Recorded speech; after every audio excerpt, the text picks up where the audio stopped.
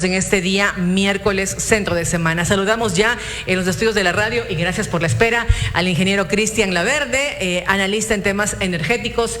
Gracias por estar con nosotros. Muy buenos días, estimada Anita, gracias por la invitación, siempre dispuesto a responder sus preguntas y las preguntas de la gente que nos escucha en esta hora de la mañana.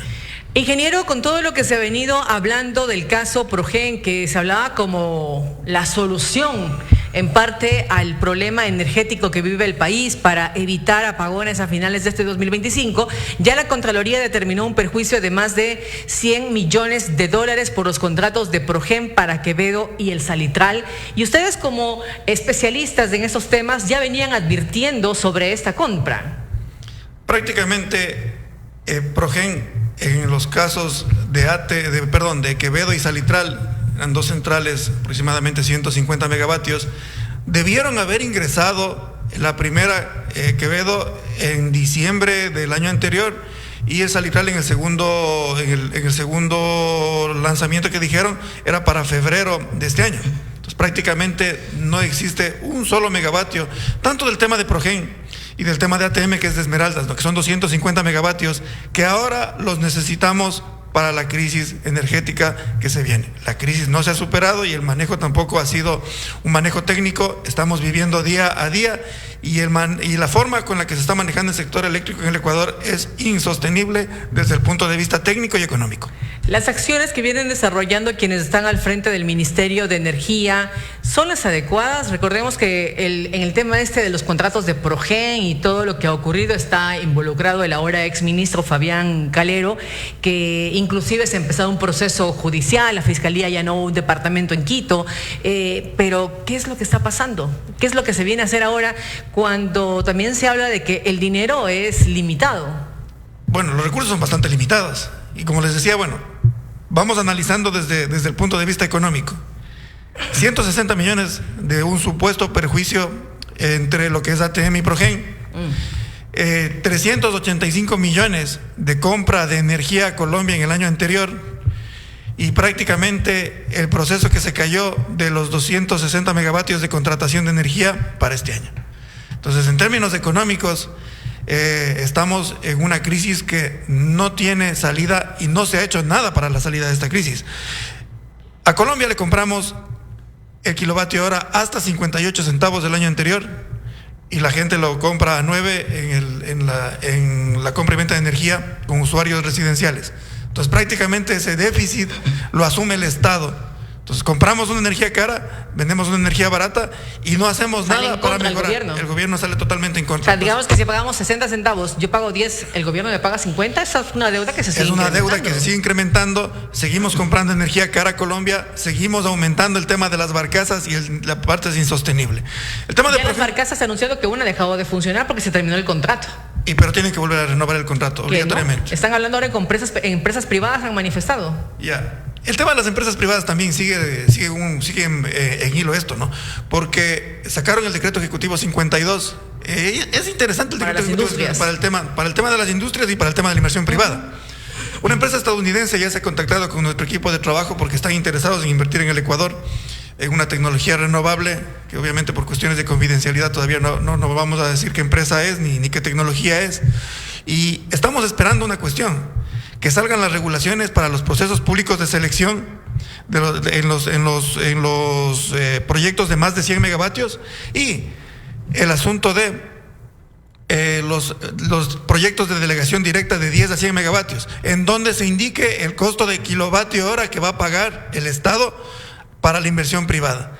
2 meses estamos esperando esa salida de esas regulaciones por parte de la Agencia de Regulación y Control de Electricidad. Hemos escrito en redes sociales porque el sector privado necesita certezas, necesita saber cuánto va a cobrar para cerrar sus proyectos de inversión y decir, bueno, aquí nos conviene invertir, pero no hay esa premura del tiempo para poder resolver los problemas. La Agencia de Regulación ha tenido 3 directores en año y medio y prácticamente pues eso hace que se retrasen todos los tipos de inversión. Y ahora con la fusión de los ministerios prácticamente se enreda más todo eso. Se enreda más. En algunas entrevistas con usted mismo nosotros decíamos, y no solo yo, sino mucha gente decía que muchos técnicos decíamos que se deben separar las carteras de Estado.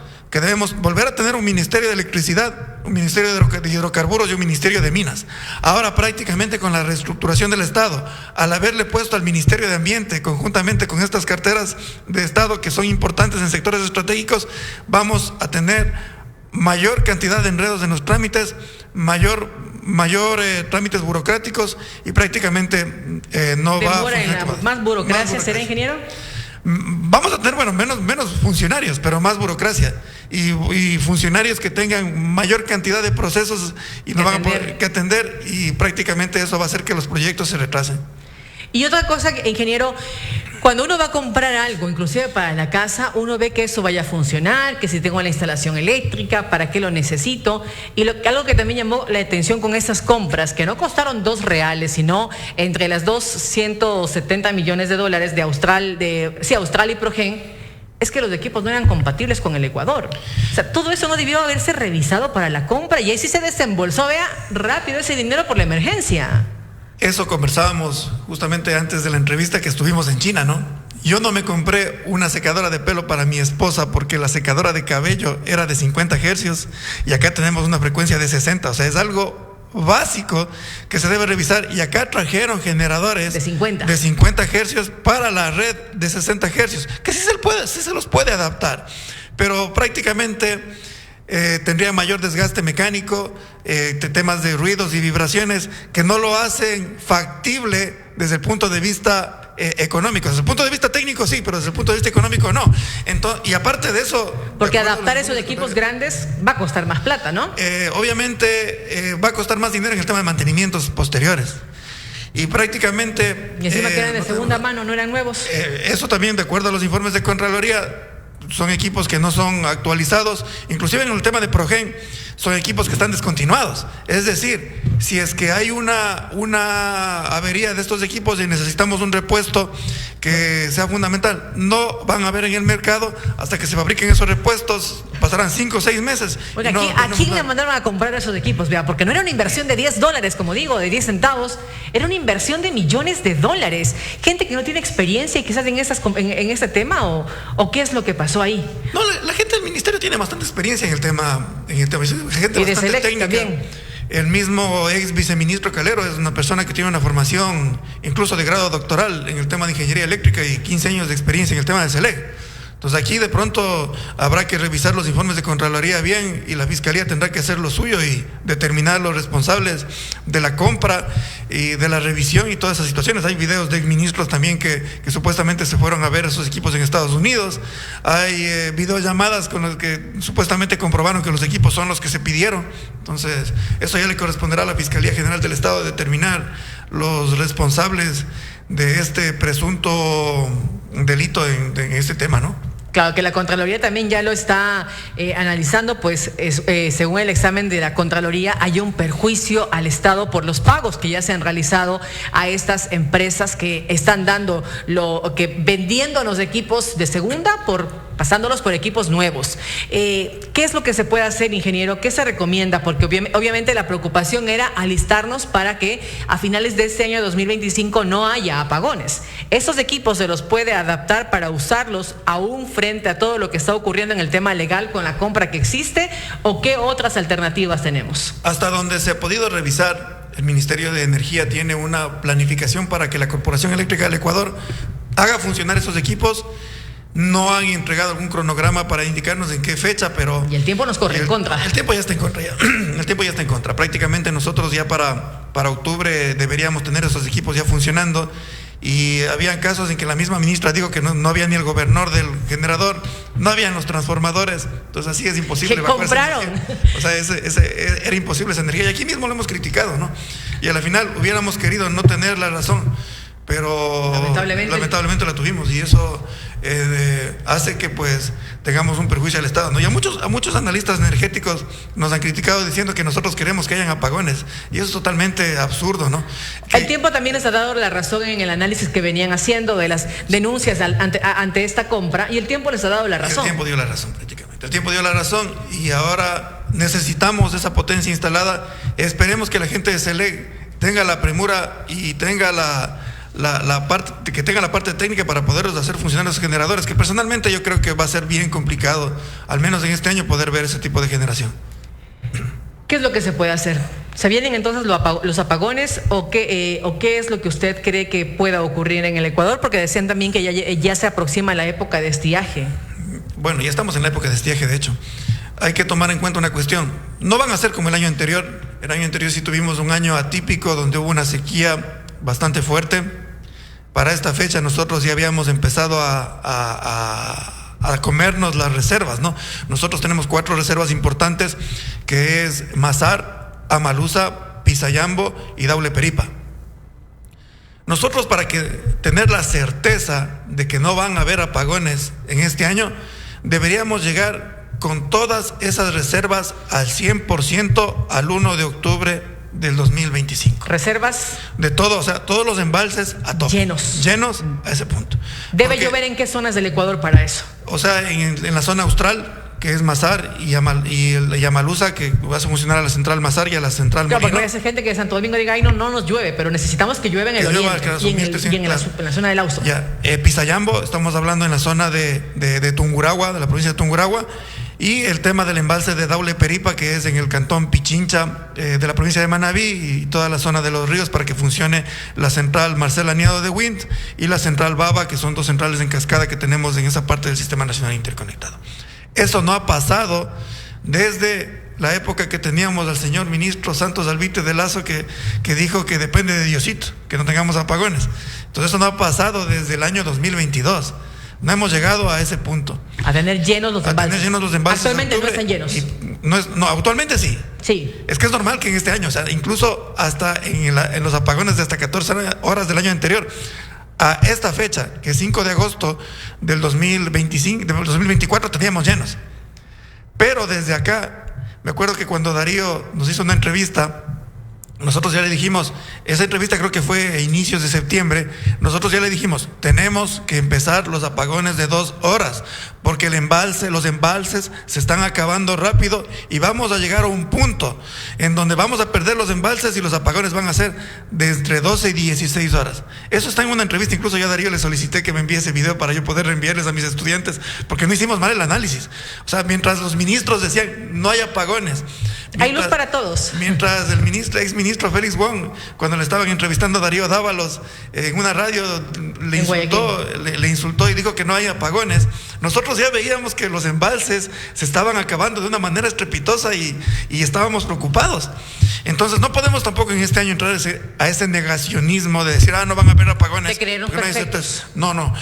Tenemos que ser bastante responsables con este tipo de situaciones.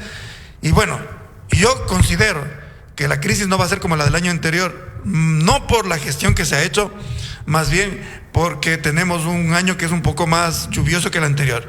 Y sí, pues debemos estar preparados para apagones entre finales de octubre e inicios de noviembre, mediados de noviembre, entre de 2 a 4 horas, que sería algo que podría estar proyectado. O sea, hay riesgos reales entonces de que sí haya apagones. Hay un riesgo real de apagones. De pronto yo mismo le describí en octubre y le decía, miren, los embalses están llenos, no van a haber apagones. O sea, eso quisiéramos, eso queremos, que los embalses lleguen a tope a octubre, y octubre, noviembre, diciembre, pasar sin ningún inconveniente la crisis. ¿Qué tan dependientes estamos como Ecuador ahora mismo de la energía que compramos a Colombia? Porque hasta hace unas semanas estábamos comprando energía a Colombia. Estamos dependiendo 100% de Colombia. O sea, de hecho, en estiaje nosotros contamos con los 450 megavatios de potencia con Colombia. No es cierto lo que dijo la ministra, que no vamos a comprar energía a Colombia. Inclusive hasta en el TikTok del señor presidente, cuando despidió a los 5,000 funcionarios públicos, puso un mensaje que a mí realmente me indignó. Porque dice, los técnicos dicen que debemos comprar la energía a Colombia cuando los embalses están llenos. Incluso yo hice un post en redes sociales de eso, cuando se debe comprar energía a Colombia, incluso en este instante. ¿Para qué? Para mantener los embalses. O sea, nosotros dependemos. O sea, así nos toque pagar lo que nos toque pagar en la energía Colombia, debemos comprarle para mantener los embalses. Y cuando los embalses también estén cayendo, necesitamos nosotros que esa caída sea pequeña y dependemos obviamente de los 450 megavatios que Colombia nos da. Es energía cara, por eso le dije al inicio de esta entrevista, el modelo es insostenible. Solo estamos con acciones reactivas, no estamos con acciones de planificación a mediano y largo plazo. Más o menos es un símil como una persona que paga el mínimo de la tarjeta de crédito, no va a salir nunca de esa deuda.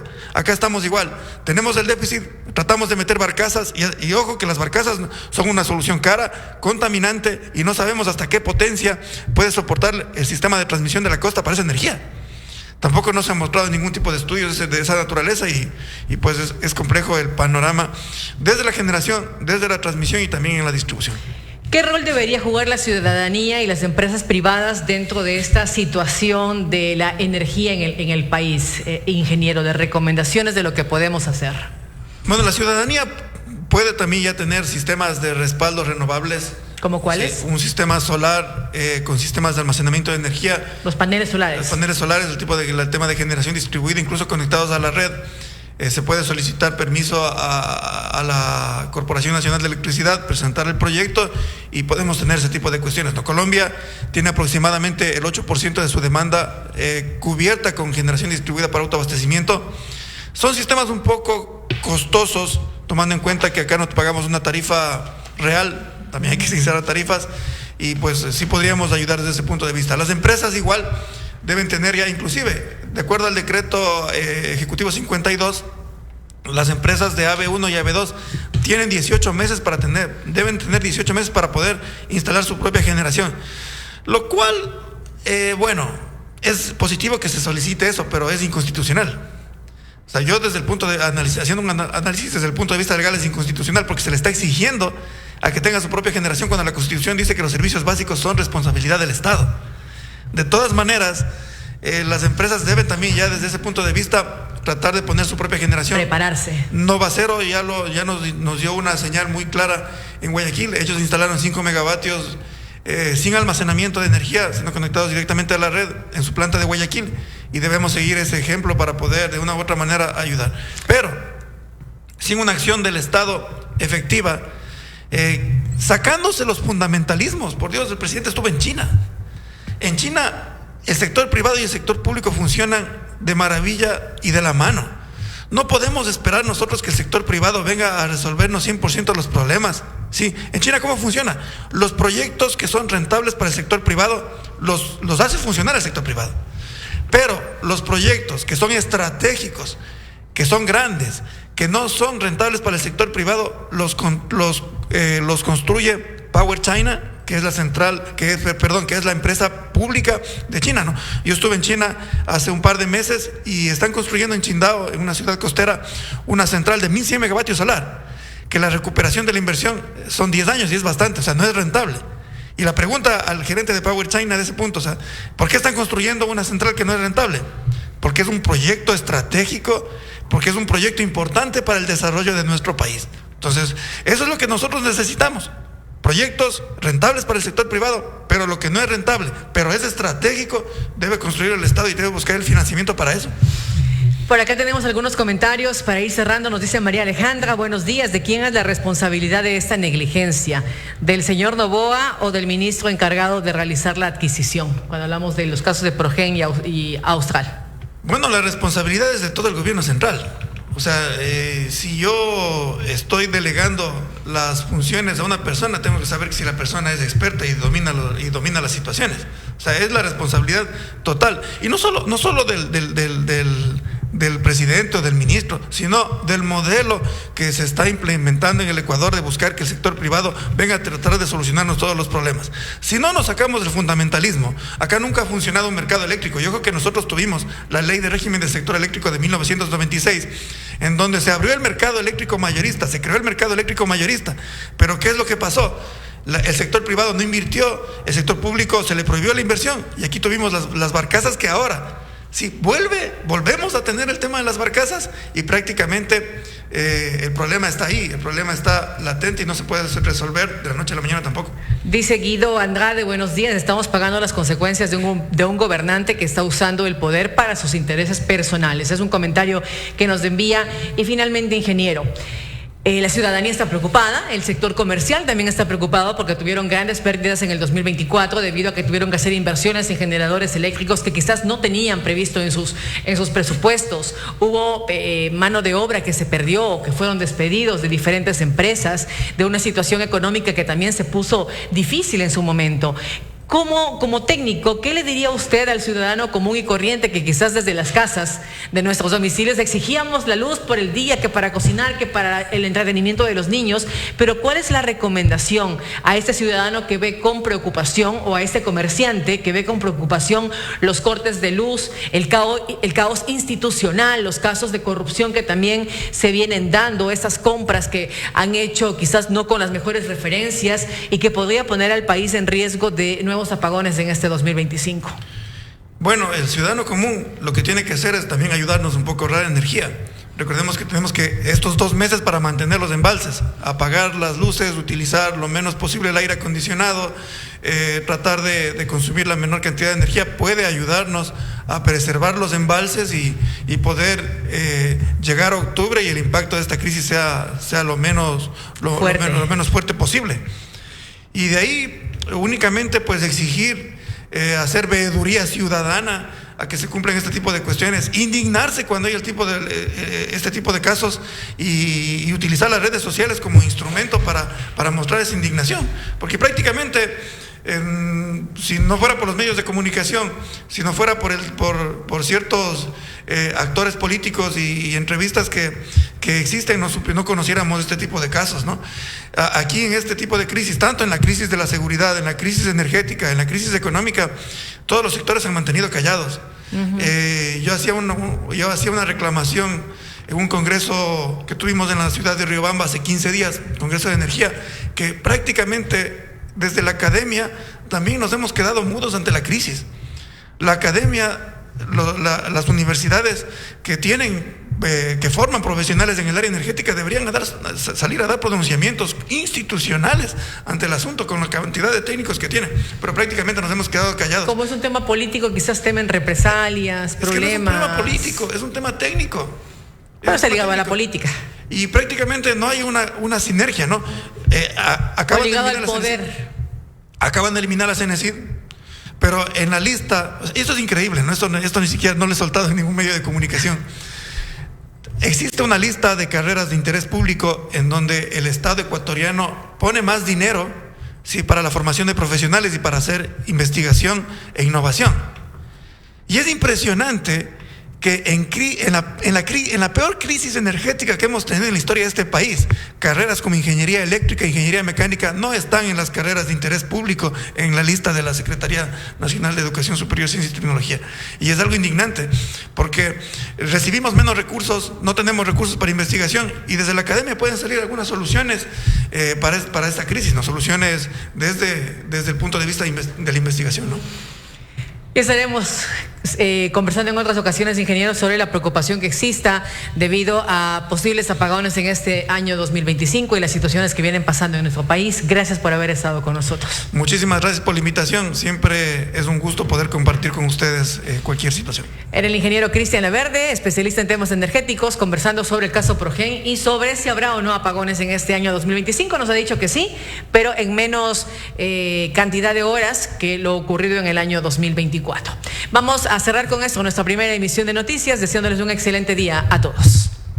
Lo dicho en Democracia y Libertad ya es historia.